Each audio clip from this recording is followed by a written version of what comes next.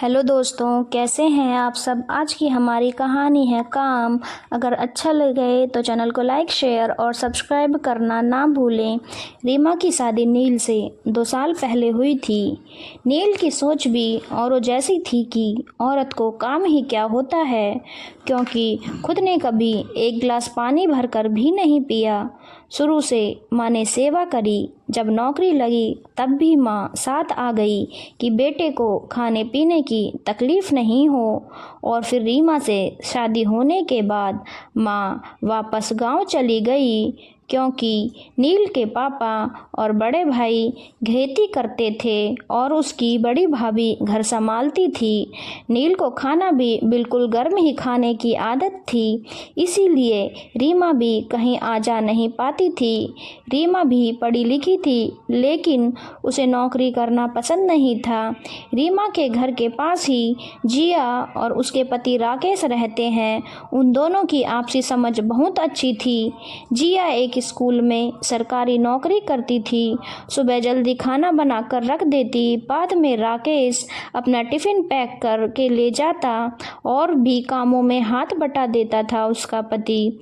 रीमा कई बार नील से कहती कि राकेश भैया कितना हाथ बटाते हैं, तुम भी थोड़ी जिम्मेदारी लेना सीखो। नील चिढ़कर बोलता कि वो तो नौकरी करती है और तुम्हें घर में काम ही क्या है।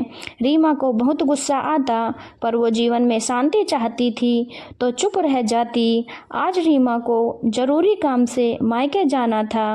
आते आते रात हो जाती तो उसने खाना बनाकर रख दिया और फ़ोन करके पति को बता दिया कि खाना खा लेना। गुस्से में नील ने पूरी बात भी नहीं सुनी और फ़ोन काट दिया। रात को रीमा घर आई तो देखा खाना वैसा ही रखा है। उसका पति नील चिल्लाकर बोला, जब तुम्हें पता है मैं ठंडी रोटी नहीं खाता तो तुम क्यों बना कर गई। अब तुम मेरे लिए गर्म बनाओ। आज रीमा को भी गुस्सा आ गया। अभी तक वो नील की खुशी के लिए जैसा उसको पसंद है वैसा ही करती।